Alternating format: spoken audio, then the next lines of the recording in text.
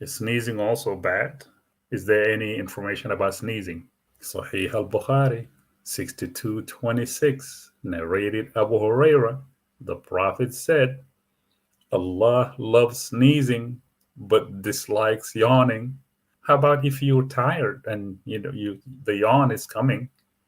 Stop it. He says stop it. But sneezing is good.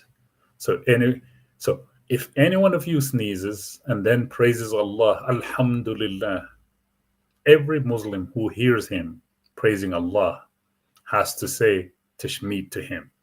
Allahu yarhamak. God bless you. But as regards to yawning, it is from Satan.